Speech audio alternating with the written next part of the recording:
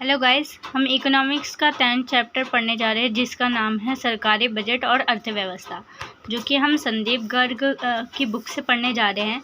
अब हम जानते हैं कि सरकारी बजट क्या होता है।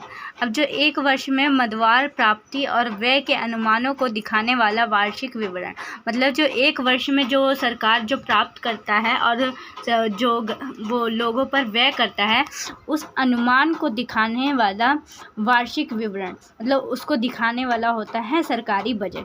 अब जो वित्त वर्ष होता है जो 1 अप्रैल 31 मार्च तक होता है। अब सरकारी बजट के उद्देश्य भी होते हैं। तो सरकारी बजट के उद्देश्य, पहला है संसाधनों का पुनः वितरण मतलब होता है बंटवारा। अब इसके 2 माध्यम हैं जिससे हम संसाधनों का वितरण कर सकते हैं। पहला है कर रियायतें या आर्थिक सहायता, जैसे लोगों को आर्थिक सहायता देकर हम अपना जैसे संसाधनों को प्रोवाइड कर सकते हैं। जैसे कि हमें कई सुविधाएं दे चुके हैं हम, जैसे जल सुविधाएं। और सेकंड है सेवाएं और वस्तु का उत्पादन, मतलब जो सरकार है सेवा और वस्तु का खुद उत्पादन करे, जैसे कि सफाई सुविधाएं देते हैं सरकार। जैसे ये तो निजी सरकार द्वारा तो नहीं किया जाता है। तो ये सेवाओं और उत्पादन का मतलब सेवा और वस्तुओं का उत्पादन खुद सरकार करे। इससे हम संसाधनों का पुनः वितरण कर सकते हैं।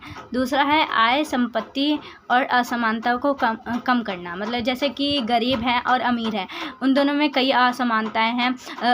अब के ज़माने में अमीर होते जा रहा है और गरीब होते जा रहा है। तो इस असमानता को कम करने के लिए वो जो सरकार ने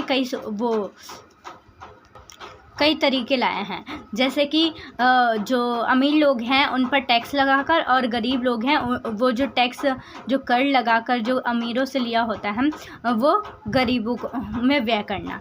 और दूसरा है आर्थिक स्थिरता से मतलब होता है कि संतुलन। तो अब है कि आर्थिक स्थिरता कैसे का मतलब क्या होता है। इससे अभिप्राय उच्चवाचन, मतलब वस्तु की, अब देखते हैं हम बुक से कुछ लाइंस देखते हैं कि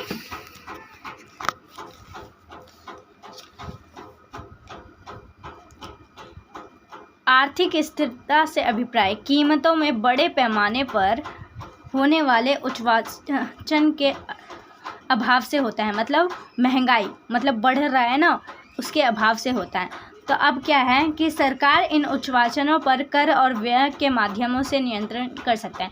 जैसे कि कर लगाकर और व्यय कर उस पर व्यय कर सरकार ये जो उच्चवाचन हो रहा है उसको नियंत्रण में ला सकता है। जैसे कि कुछ एग्जांपल्स ले सकते हैं हम, कुछ पॉइंट्स ले सकते हैं। जब समग्र मांग और समग्र पूर्ति से अधिक होता है, जब मतलब डिमांड हमारी सप्लाई से कम होती है और सप्लाई अधिक होती है, तब महंगाई मतलब जो स्वीकृतिकारी प्रवृत्ति उभरती है, मतलब जो महंगाई है ना वो उभरती है। अब यह है सरकार अपने व्यय को कम कर समग्र मांग को नीचे ला सकता है। मतलब सरकार जो है, जैसे लोग हैं, अगर वो कम खरीदेंगे, कम व्यय करेंगे या तो उससे समग्र मांग को नीचे ला सकते हैं। मतलब जैसे हम कम खर्च करेंगे तो उसकी डिमांड भी कम हो जाएगी, तो हम इसको नीचे ला सकते हैं।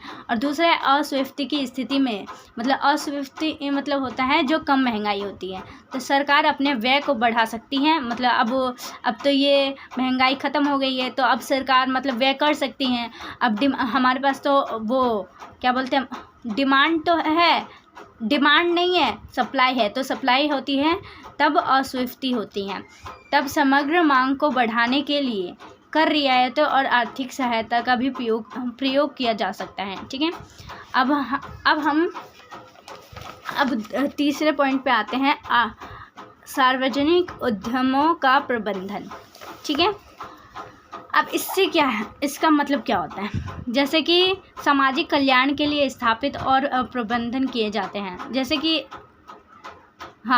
तो जैसे समाज कल्याण के लिए जो कई संस्थाएं खोली जाती हैं, अब उसके प्रबंधन के लिए भी तो कुछ होना चाहिए ना।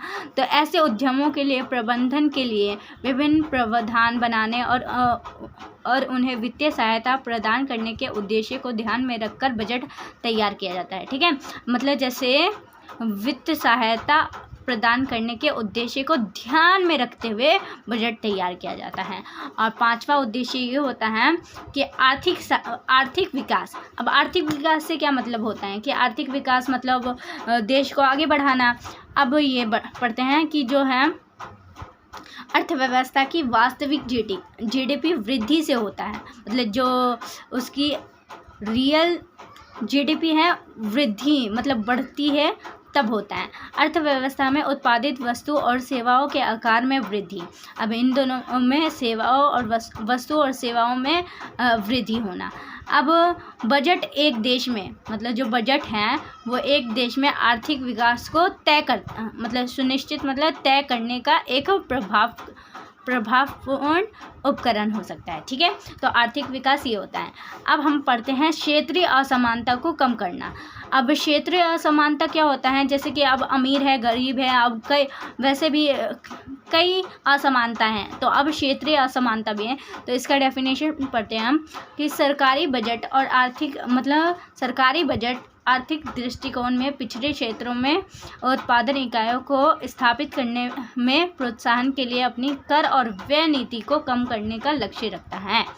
तो जो सरकारी बजट है आर्थिक दृष्टिकोण से पिछड़े क्षेत्रों में वो प्रोत्साहन के लिए कर और व्यय लगाकर उस लक्ष्य को पूरा करता है। तो अब नेक्स्ट वीडियो के लिए